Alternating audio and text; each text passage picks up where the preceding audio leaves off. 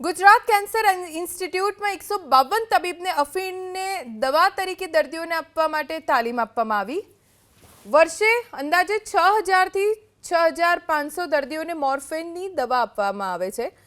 કેન્સરગ્રસ્ત દર્દીઓને 10 મિલીગ્રામથી 30 મિલીગ્રામ સુધી મોર્ફિન આપવામાં આવે છે, જેને લઈ તબીબોને તાલીમ આપવામાં આવી।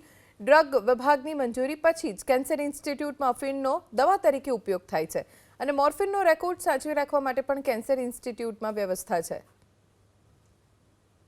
મોર્ફિનની દવા એ કેન્સરના પેશન્ટ માટે એસેન્શિયલ નાર્કોટિક છે। As per NDPS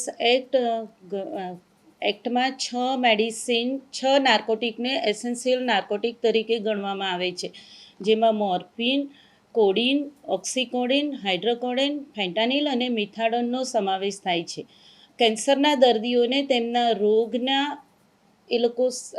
advance stage હોય કે કોઈ પણ સ્ટેજમાં લગભગ 80% દર્દીઓને કોઈને કોઈ સ્ટેજમાં નાર્કોટિક મેડિસિનની જરૂર પડતી હોય છે। કેન્સરના પેશન્ટની લગભગ 100થી વધુ દર્દીઓ આ ઓપીડીની સારવાર લે છે।